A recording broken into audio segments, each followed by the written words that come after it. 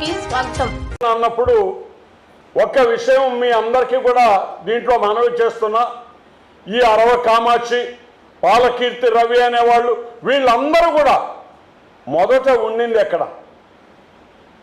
కోటమిరెడ్డి శ్రీధర్ రెడ్డి గారి అనుచర గణంగా ఉన్నారండి వీళ్ళందరూ.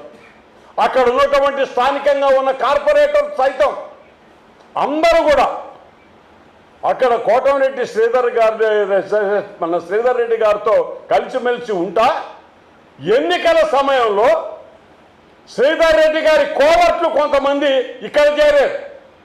ఆదాల ప్రభాకర్ రెడ్డి గారి ఇంటి దగ్గర వాళ్ళు వీళ్ళని తీసుకొని వచ్చి పార్టీలో ఇక్కడ చేర్చడం జరిగింది. వాస్తవం కాంగ్రెస్ పార్టీలో, వైఎస్ఆర్ కాంగ్రెస్ పార్టీలో ఈ అరవ కామాక్షి, పాలకీర్తి రవి మరి వాళ్ళ అనుచరులు చాలామంది కూడా ఆ రోజు ఆదాల ప్రభాకర్ రెడ్డి గారికి ఎన్నికలలో పనిచేయటం జరిగింది. ఎన్నికలు అయిపోయాయి, ఫలితాలు చూశారు. ఎక్కడి వాళ్ళెక్కడ మున్సిపల్ కార్పొరేటర్లు ఏ విధంగా అయితే పార్టీకి వెన్నుపోటు పొడిచి వెళ్ళిపోయారో, ఎక్కడో మధ్యలో వచ్చిన వాళ్ళందరూ కూడా తిరిగి వాళ్ళ గూటికి చేరిపోయారండి. ఆ చేరిపోయిన క్రమంలోనే ఈ పాలకీర్తి రవి, ఈ అరవ కామాక్షి మరి వాళ్ళ అనుచరులు మొత్తం ఆ ఆర్డిటి కాలనీలో ఉన్నటువంటి ఆమెకు సంబంధించిన వాళ్ళందరూ కూడా మళ్ళీ కోటమిరెడ్డి శ్రీధర్ రెడ్డి గారి దగ్గరికే వెళ్ళిపోవటం జరిగింది. మీకు అది కావాలంటే వాళ్ళు ఫోటోలు పెట్టారు ఆయన కొన్ని, దానికి ప్రతిగా చూపిస్తున్నాను. కోటమిరెడ్డి శ్రీధర్ రెడ్డి గారి బ్లాగులోనే ఆయన పెట్టున్నారు 16 సెప్టెంబర్ 2024. ఈ అదే అరవ కామాక్షి, పాలకీర్తి రవి వీళ్ళందరూ కూడా ఆయన సమక్షంలో ఒక సంబరాల సందర్భంగా చేసుకొని ఒక పండగ వాతావరణంలో మేము మళ్ళీ మా గూటికి వచ్చేసాము, మా నాయకుడి దగ్గరకు వచ్చేసామని వాళ్ళు అందరూ కూడా ఆ పార్టీలో చేరటం జరిగింది. మరి ఆ రోజు నుంచి కూడా ఏ రోజు కూడా వీళ్ళు వైఎస్ఆర్ కాంగ్రెస్ పార్టీకి అసలు సంబంధమే లేనట్టుగా ప్రవర్తించారు. అసలు మా దగ్గరికి ఎవరు కూడా రాలేదు. ఎందుకంటే ఆదాల ప్రభాకర్ రెడ్డి గారి తర్వాత ఈ ఎన్నికల తర్వాత పార్టీ ఇన్ఛార్జిగా రూరల్ నియోజకవర్గంలో నేను ఉన్నాను.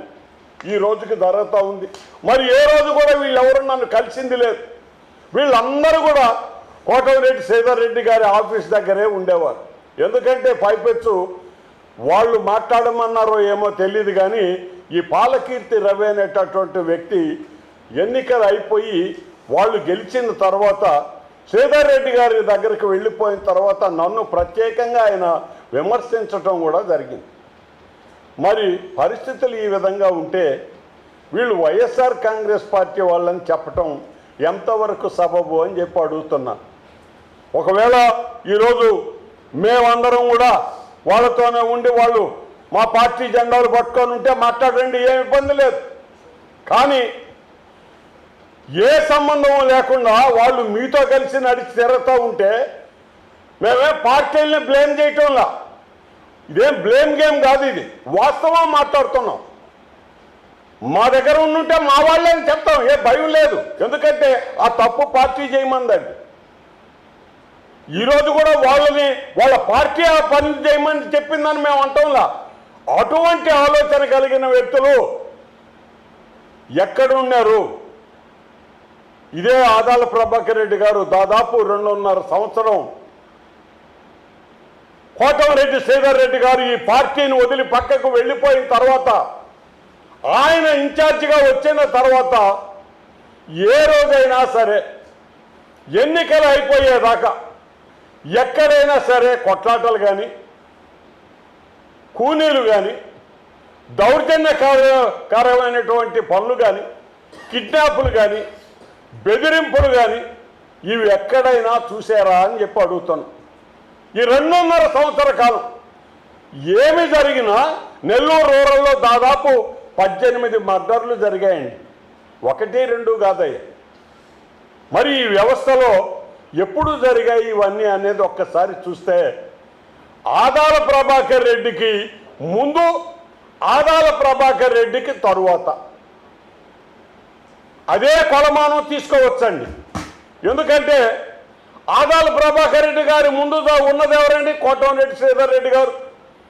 ఎక్కడెక్కడి రౌడీలు, రౌడీ షీటర్లు, కొట్లాటలు, అతన్ని కాదన్న వాళ్ళని నడి రోడ్లలో మాతంగి కృష్ణవాడ, తిరుమలరావు కావాల ఆ అబ్బాయి అందరినీ పట్టుకొని కొట్టింది ఎవరి అనుచరులు అని అడుగుతాను. హత్యలు చేసి ఈరోజు హత్య నేరాల మీద జైల్లో కాడ ఉండి ఈరోజు కోర్టుల్లో కేసులు పెట్టుకొని తిరుగుతున్నది ఎవరి మనుషులు అని అడుగుతాను.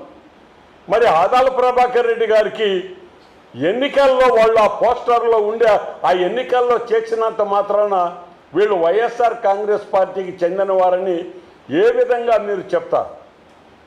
తర్వాత జరిగినటువంటి మారణకాండ మొత్తం ఆదాల ప్రభాకర్ రెడ్డి గారు ఎన్నికల్లో ఓడిపోయి మళ్ళీ శ్రీధర్ రెడ్డి గారు ఎమ్మెల్యే అయిన తర్వాతనే వాళ్ళ పార్టీలో చేరినటువంటి ఈ గంజాయి ముక్క ఇటువంటి వాళ్ళందరూ మళ్ళీ దౌర్జన్యకరం, మళ్ళీ అదే కూనీలు, అదే రౌడీలు, అదే రౌడీ షీటర్లు.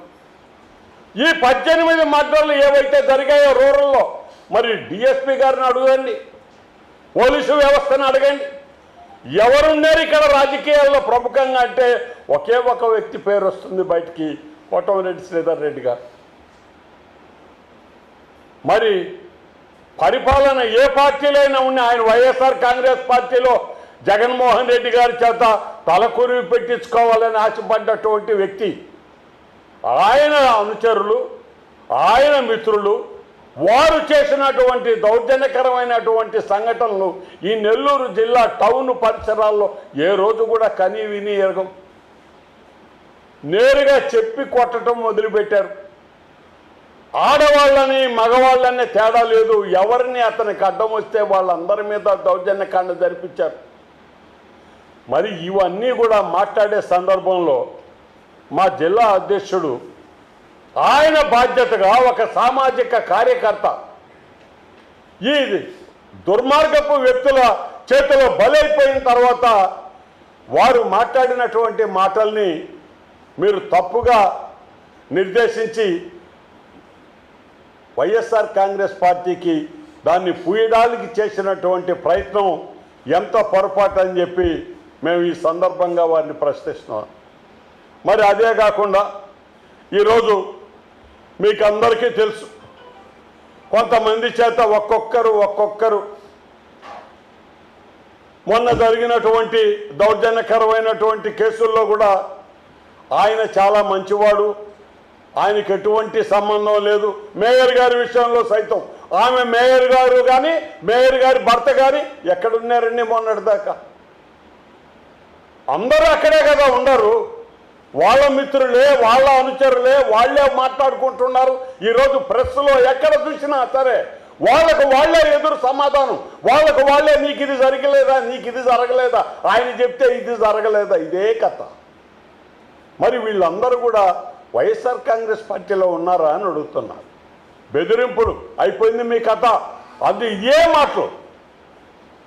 మరి ఈరోజు ఆదాల ప్రభాకర్ రెడ్డి గారు ఆ రోజు ఉన్నప్పుడు ఇవన్నీ లేవేమి అని అడుగుతున్నారు. ఒక్క చోట కూడా పోలీసులు 10 మందిని పట్టుకొని తీసుకోపోవటం కానీ పేపర్లలో పత్రికల్లో ఒక ప్రమాదకరమైన వార్త ఏమీ లేవు కదా. మరి ఈరోజు వైఎస్ఆర్ కాంగ్రెస్ పార్టీ వాళ్ళ దౌర్జన్యం అని చెప్పి మీరు మాట్లాడుతూ ఉంటే ఇది సరైన పద్ధతి కాదు.